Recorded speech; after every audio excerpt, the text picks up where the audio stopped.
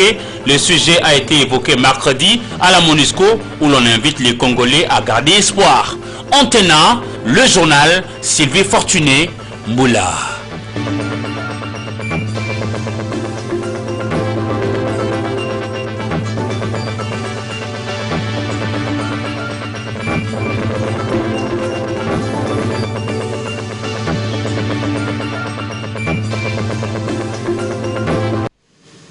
C'est un réel plaisir de vous retrouver ce soir pour vous informer. Mesdames et messieurs, bonsoir. Bienvenue à cette grande édition du journal sur nos antennes. Bemba Gombo Jean-Pierre, sénateur congolais, a été condamné à 12 mois de prison. Le président du MLC avec une amende de 300 000 € pour affaire subordination des témoins.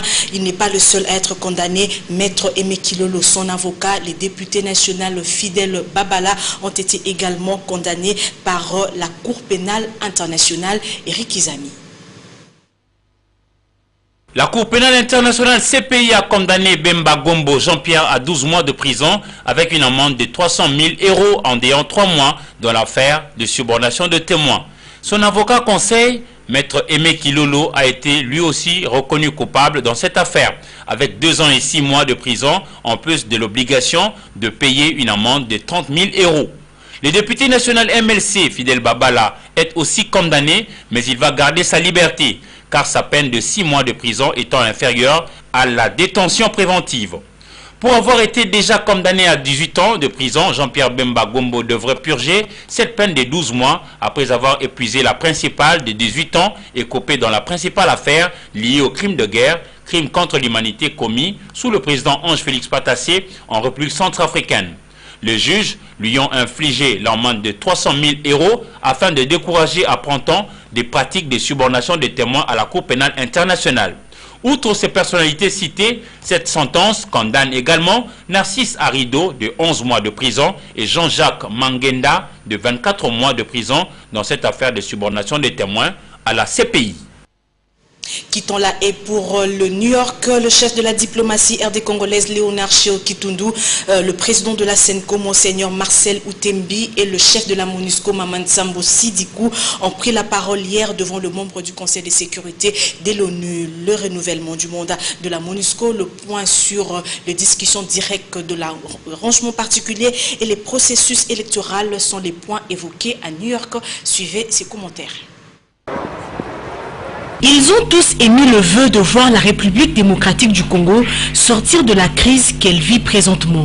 Au cours d'une session extraordinaire sur la situation dans le pays de Joseph Kabila, les membres du Conseil de sécurité de l'ONU ont suivi avec beaucoup d'attention les allocutions de Cheo Kitundu, Marcel Outembi et Maman Sidikou. D'abord, le chef de la diplomatie RD congolaise a affirmé que le gouvernement ne retardait pas l'application de l'accord du 31 décembre 2016. Accord qui prévoit le partage du pouvoir entre la majorité et l'opposition en vue de préparer les élections prévues fin 2017.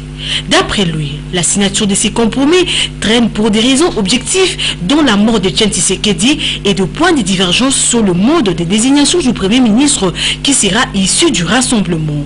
Il reste tout de même confiant quant à l'aboutissement heureux de ces négociations.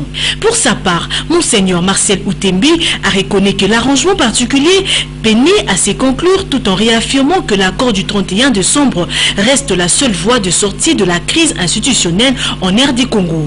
Il pense que pour arriver à l'application de cet accord, il faut un réel engagement des acteurs politiques et sociaux RD congolais. Il a aussi salué l'accompagnement de l'ONU dans la situation de cette crise. Enfin, Maman Sidikou, le chef de la MONUSCO, a noté que la situation dans le pays semble évoluer dans le bon depuis la désignation de Félix Tshisekedi et Pierre Lumbi comme président et président du Conseil de sages du Rassemblement. Sur le processus électoral, les avancées significatives dans la mise à jour du fichier électoral ont été aussi saluées. La MONUSCO demeure pleinement engagée à poursuivre ses bons offices en République démocratique du Congo. Et de retour à Kinshasa, nous nous rendons au quartier général de la MONUSCO pour vous dire que le porte-parole de cette mission a répondu aux différentes questions de journalistes sur les propos tenus hier à New York par le président de la SENCO, le chef de la MONUSCO et le ministre des Affaires étrangères. Et puis il faut savoir que le Conseil de sécurité de l'ONU va se prononcer le vendredi 24 mars sur les renouvellements ou pas du mandat de la MONUSCO. Sylvain Kapombo Bosengele, Jusen Belebele. Au cours de son intervention devant les membres du Conseil de sécurité de l'ONU, le ministre des Affaires étrangères, Cheo Kitundu, juge la force de la MONUSCO pas très efficace sur le terrain. La première responsabilité de sécuriser la population revient aux forces de sécurité du pays. La MONUSCO, elle, accompagne plutôt les actions des décideurs.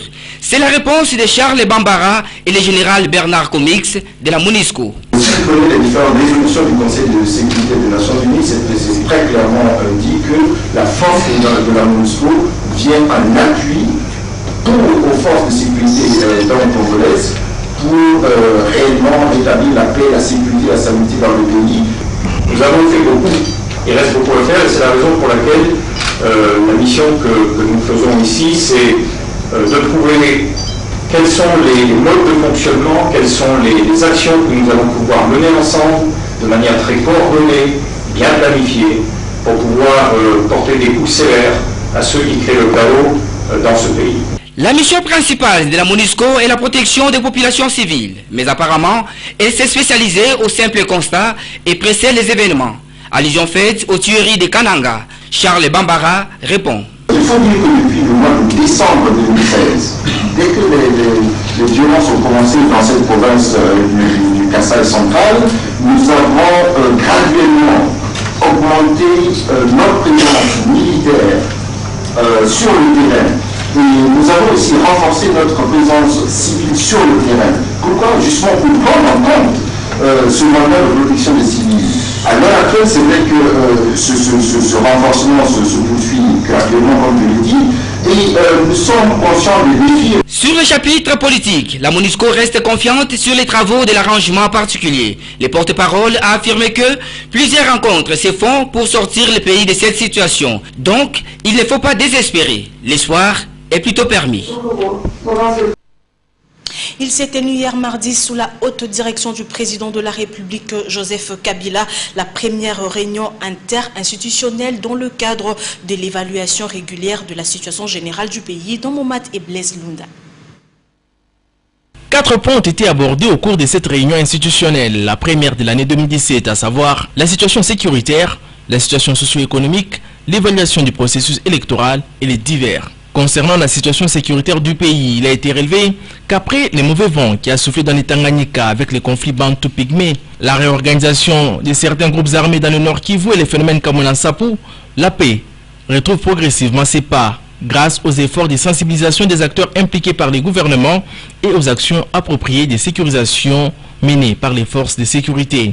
Un appel à la vigilance cependant a été lancé et une recommandation ferme faite à la justice de poursuivre systématiquement les acteurs des différents crimes commis sur toute l'étendue de la République, aussi bien à l'endroit des civils innocents que des forces de la police et de l'armée. Concernant le processus électoral, une réflexion a été suggérée sur la réforme du mode de scrutin. S'agissant du vote des Congolais résidant à l'étranger, l'ouverture d'un débat approprié lors de l'exercice de la loi électorale au cours de la présente session parlementaire, tenant compte d'une part des impératifs techniques et d'autre part ceux liés à la non-discrimination. Dans les cadres des divers, le président de la Cour constitutionnelle a informé les participants de la tenue le mois d'avril prochain des assises du Conseil supérieur de la magistrature. Après en avoir pris acte, le magistrat suprême a instruit au gouvernement d'assurer les financements adéquats de ces travaux, étant entendu qu'ils concourent au bon fonctionnement de la justice.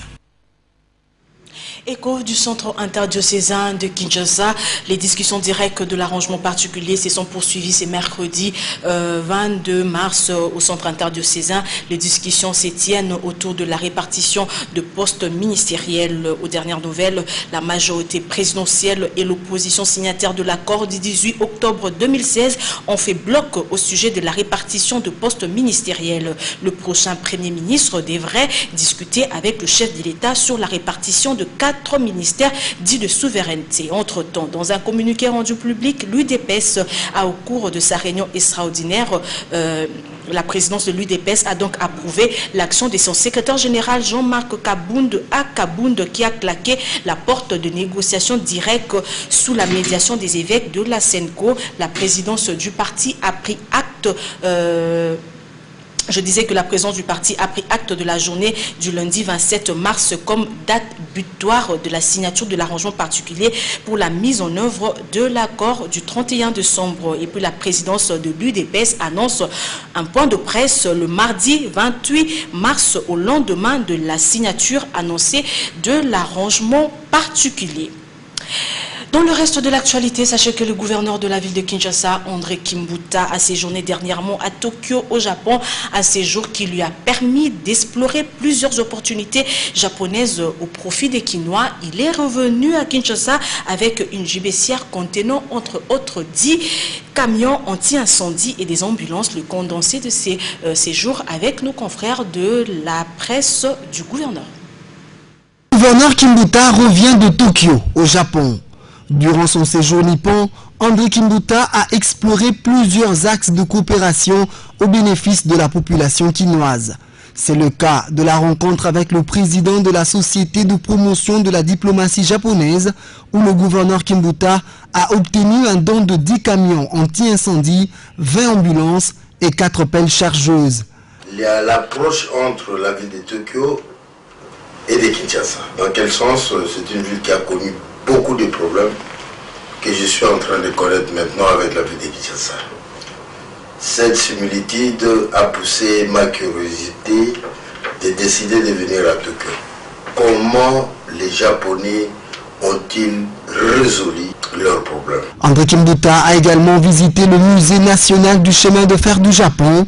Cette visite a permis à l'autorité urbaine de se faire une idée sur le plan de mobilité de Tokyo auquel Kinshasa devra s'inspirer pour résoudre le problème de mobilité des Kinoises et Kinois. Vous savez par exemple pour le plan de mobilité de la ville de Kinshasa, ils vont bientôt commencer pour le terminer mars 2018. Pour le complément de notre SOSAC également. SOSAC c'est le schéma d'orientation stratégique de l'agglomération de la ville de Kinshasa. Pour le SOSAC également, ils vont faire de telle manière que le plan de mobilité qu'ils vont mettre à la disposition de la ville puisse compléter ce que le SOSAC n'a pas développé. André Kimbuta est également passé à l'hôtel de ville de Tokyo où il a été reçu par le vice-gouverneur de la capitale nippone, Nakanishi. Bien avant l'office métropolitain de la ville de Tokyo, André Kimbuta a été reçu par le vice-ministre des Affaires étrangères du Japon, Takei. Un seul sujet au menu de cette rencontre, la coopération entre Kinshasa et Tokyo. Il était normal pour une ville comme Kinshasa, qui a connu une urbanisation chaotique, continue à les connaître maintenant, que j'approche la ville de Tokyo, qui a résolu ce problème d'un plan général d'aménagement de leur ville, qui a un bon plan de développement de mobilité, bref, qui a la maîtrise de la gestion des catastrophes, pour partager cette expérience, pour acquérir cette expertise, afin d'atteindre mon objectif qui est celui d'améliorer la qualité de vie des Kinoises et des Kinois. La réunion avec le vice-président de l'Agence japonaise de développement était l'étape la plus importante car c'est au cours de cette réunion qu'un plan de mobilité de Kinshasa a été présenté au gouverneur Kimbuta. L'agence japonaise en charge de la coopération qui s'appelle JICA a réalisé et exécuté bon nombre de projets dans la ville de Kinshasa. C'est une interpellation pour moi. La première, ils ont réalisé des projets à Kinshasa. Il était normal que je vienne remercier de vive voix. Il était aussi normal parce que je suis en train de chercher à améliorer la qualité de vie de ma population, des Kinois et des Kinois. La délégation que conduisait le gouverneur Kimbuta a visité aussi l'usine de traitement des immondices de Tokyo.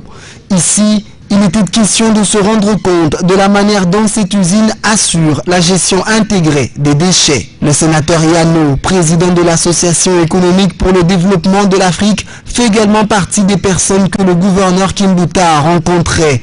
Ils ont évoqué la possibilité de poursuivre la coopération entre Kinshasa et Tokyo. André Kimbuta n'a pas non plus manqué de rencontrer la communauté congolaise de Tokyo. C'est ainsi qu'il s'est rendu au siège de la représentation diplomatique de la RDC. Rappelons que la visite du gouverneur Kimbuta à Tokyo fait suite à une invitation du ministère japonais des Affaires étrangères transmise à l'autorité urbaine à Kinshasa par l'ambassadeur du Japon en RDC.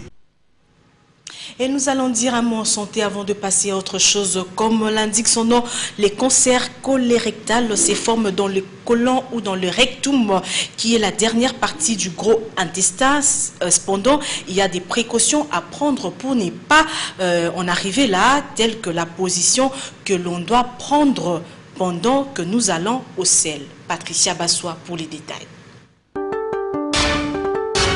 Vous êtes toujours assis sur les toilettes de la mauvaise façon. Comment vous asseyez-vous sur le trône? Probablement comme ça, ou même parfois comme ça. Mais savez-vous que c'est en général la pire position qui soit? Parce qu'à cet angle de 90 degrés, le chemin naturel de vos intestins est pincé et donc littéralement bloqué. Dans les pires des cas, cela peut causer des constipations, des hémorroïdes, irriter les intestins et même provoquer le cancer du côlon.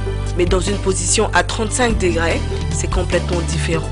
Dans la nature et au sein de nombreuses cultures, cette position est tout à fait normale et les enfants l'apprennent dès le plus jeune âge. De cette façon, tout suit naturellement son chemin. Comme vos toilettes ne peuvent pas être changées, il est recommandé de poser ses pieds sur un marchepied pendant qu'on fait nos petites affaires.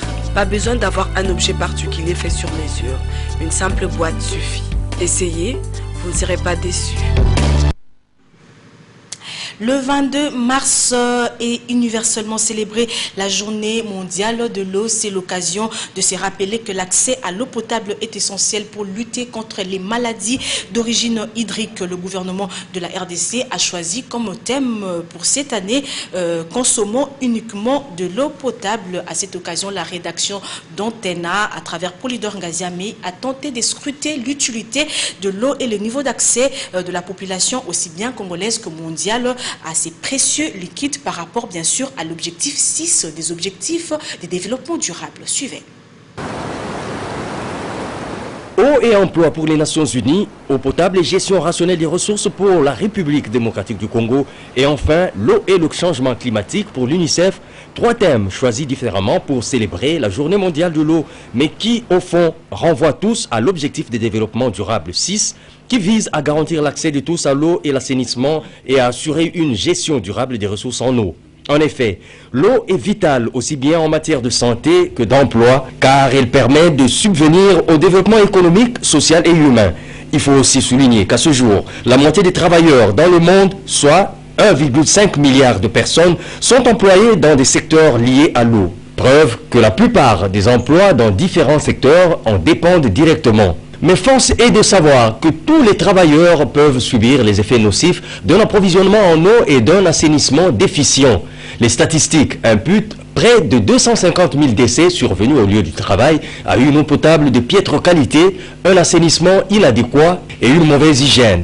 Par ailleurs, partant du thème choisi par la RDC pour célébrer la journée mondiale de l'eau, à savoir eau potable et gestion rationnelle des ressources, il est aisé de comprendre que ce liquide vital constitue un enjeu majeur de développement durable et que la gestion rationnelle des ressources en eau est absolument fondamentale pour la croissance et le développement économique du pays. Fondamentalement, surtout parce que, eu égard au réchauffement climatique auquel le monde entier fait face, l'eau reste un enjeu de taille, un enjeu qui pourra même occasionner des conflits entre peuples, voire entre tribus. Elle joue donc un rôle central dans la survie de l'humanité, de l'environnement et de l'économie. Elle est au cœur du développement durable du fait que les ressources en eau ainsi que la gamme de services qu'elles peuvent rendre contribuent à réduire la pauvreté, à booster la croissance économique et à sauvegarder l'environnement. Malheureusement, malgré son importance cruciale, elle ne reçoit pas toute l'attention qu'elle mérite en tant que ressource à gérer. Et malheureusement, l'eau reste une denrée rare dans plus d'un coin de la République démocratique du Congo. Partant de la capitale Kinshasa, prenons ces images du quartier Bolikango où sont la présence de Maman Monique, ça sera catastrophique. Au Kanluka, Eric Izami et Patrick Borel-Mukendi. Au Congo, l'hydrographie est riche. Hélas, le contraste persiste, même à Kinshasa, la capitale. Ici, nous sommes au quartier Bolikango, Kanluka, à Ngalema. L'eau potable reste une denrée rare.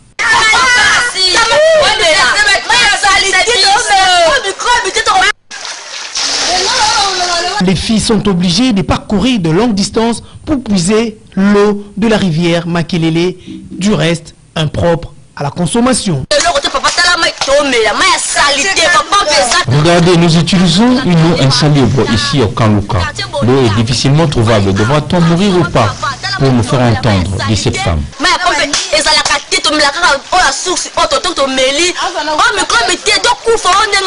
Toutes les autorités sont interpellées et les députés, autrefois demandeurs de suffrage, en premier.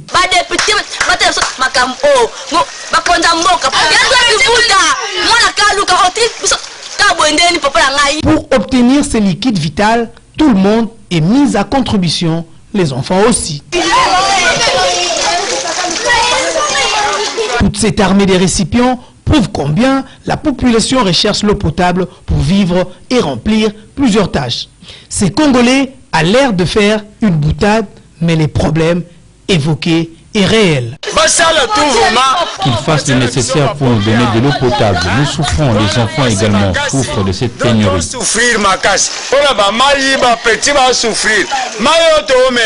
Une femme sage bâtit sa maison et dans ce quartier Bolikango, Maman Monique en est une. N'eût été l'apport de Maman Monique, nous n'aurions même pas ce que vous voyez ici. Elle est aujourd'hui veuve, fatiguée. Jusqu'à quand nous attendons la solution? Si réellement la Régie des eaux prône que l'eau c'est la vie, alors elle doit étendre son réseau jusqu'à offrir à ces Congolais l'eau potable. Vous avez suivi sur ces images, l'accès à l'eau potable pose encore des sérieux problèmes dans la capitale Kinshasa. Jenny Tamboué, Foura Omari et Mathieu Ngadipovi ont recueilli les avis des Kinois à ces sujets. C'est difficile de savoir si cette eau que je consomme n'est pas potable parce que ça fait longtemps que nous consommons cette eau. L'eau est capitale d'abord pour notre santé, pour la propriété, on a besoin de l'eau. Donc sans l'eau, il n'y a pas de propriété. Sans la propriété, c'est la maladie et la maladie amène la mort. Donc nous avons besoin d'eau, surtout d'eau potable. Seulement il faut qu'on nous précise si cette eau que nous consommons est potable. En suivant les informations, si vous allez dans le banlieue de Kinshasa, vous voyez les gens se promener avec des bidons, faire des kilomètres pour avoir de l'eau. Là, c'est pas accessible à tout le monde. C'est un constat malheureux. L'eau est vraiment importante dans notre vie parce que l'eau est le produit de première nécessité. S'il n'y a pas l'eau, donc pour moi il n'y a pas la vie. On a besoin de l'eau le matin pour se laver, sortir, préparer. Donc tout tourne autour de l'eau. Mais ce que nous déplorons ici, vraiment chez nous à Kinshasa, nous avons beaucoup de cours d'eau. Mais ce qui est regrettable, on n'a pas d'eau. Il y a beaucoup de communes qui n'ont pas accès à l'eau potable. Depuis que je suis à Kinshasa, je n'ai pas vraiment accès à l'eau potable. Je vais de la campagne. Là, chez nous, à la campagne, ce sont les sources qui sont bien entretenues par nous, les villageois. Là, on essaie un peu de prendre de l'eau potable par rapport à Kinshasa. À Kinshasa, tout le monde n'a pas accès à l'eau potable. Nous avons l'agglomération de la ville de Kinshasa est vaste. Du côté périphérique, Maluku, Bibwa, Kimbanse, Kinsele, Maloueka, l'accès à l'eau est un peu difficile. Nous allons compléter l'actualité de ce mercredi avec les parutions. C'est dans une sélection de Patricia Molengo-Mbolekuni et un commentaire de Sylvain Kapombo pour Sengele, revue de presse.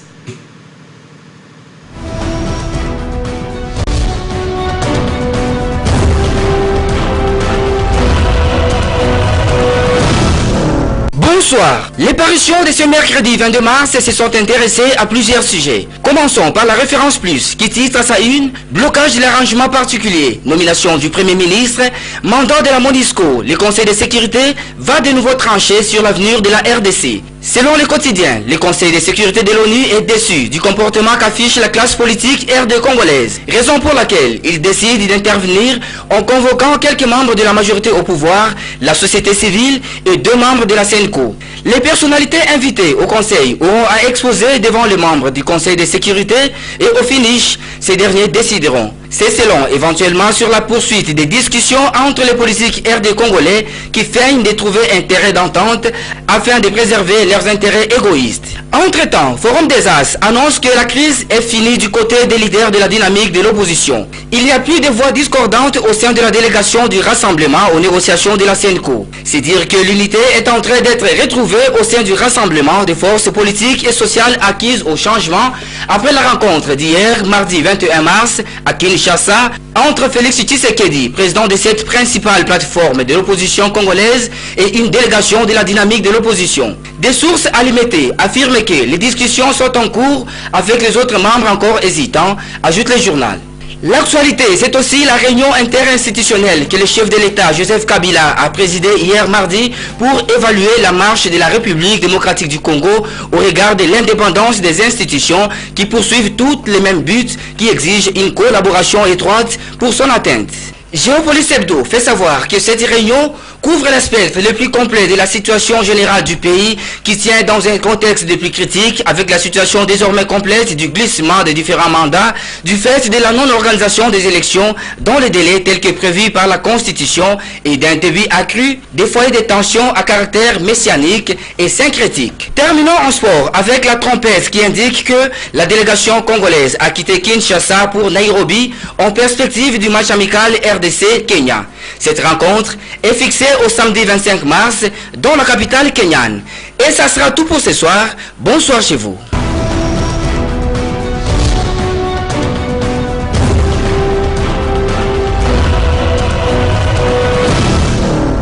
Merci Sylvain et Patricia pour la revue de presse. Mesdames et messieurs, c'est aussi la fin de ce journal. Merci à vous tous qui l'avez aimablement reçu dans vos maisons. Ces remerciements, c'est au nom de Don Momat, Eric Izami, qui ont pratiquement réalisé et supervisé ces journaux. Le prochain, c'est demain à 10h avec Natacha Bomongo. Vous retrouverez à 16h pour le journal en Lingala Sylvain Kapombo Bosengele et Marceline Mwakoumania sera là à 19h pour la grande édition du journal télévisé. Et nous n'allons pas terminer ce journal avant de souhaiter un heureux anniversaire à notre opérateur de prise de vue Rigo Moulopo et à Mayel Mbolekuni, la fille de notre consoeur Patricia Molengo Mbolekuni. Merci, bonne soirée chez vous.